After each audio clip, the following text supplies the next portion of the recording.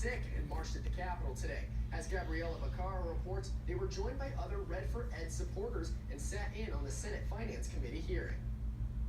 The teachers started their protest at the Capitol and then headed inside for the hearing on House Bill 2528, which would increase the amount of capital gains that could be claimed on state income tax. Opponents are calling it tax cuts for millionaires.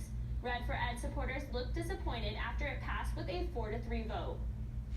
Let's all work together on that and make sure that money gets to the classroom, and with that I vote aye. Senator David Farnsworth voted yes to pass HB 2528 with a room full of Red for Ed supporters.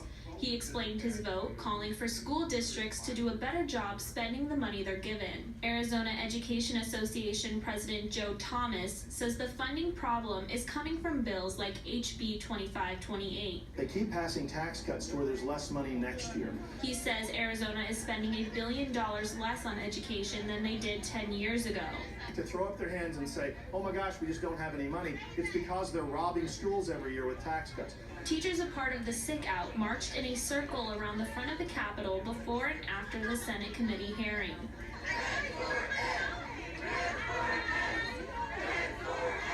Teachers from the Pendergast Elementary School District say they want to feel appreciated. We don't feel valued. Teacher at Amberlea Elementary School, James Hartman, says their salaries can't keep up with the cost of living and inflation. They're not rewarding teachers for their longevity anymore. That salary scale has stopped. Teachers also say they are being overworked. We're serious about our jobs, and we wish that we were taken seriously too. First grade teacher at Sonoran Sky Elementary School, Casey Goulette, says she worked a second job during winter break and plans on finding another one for summer break.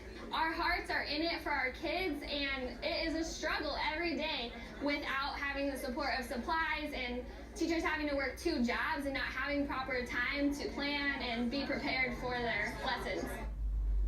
Most of the teachers at the Capitol today will be returning next Wednesday for what is being called a teach-in, organized by Save Our Schools Arizona, Arizona Educators United, and Arizona PTA.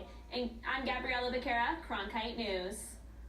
Many of the teachers at the Capitol today were from the Pendergast Elementary School District, which covers parts of Phoenix, Glendale, and Avondale. Due to the shortage of teachers in the district, 9 schools canceled class for the day. A sign in front of the school and an empty parking lot was a pattern at several closed Pendergast district schools today. District spokesperson Netta Shafir says the schools made phone calls to parents last night and this morning to let them know that their children had the day off, but not all schools in the district canceled classes. Shafir also told Cronkite News that teachers and students were not penalized if they decided not to come in. The district's governing board voted earlier this month to give teachers a raise of up to 7%.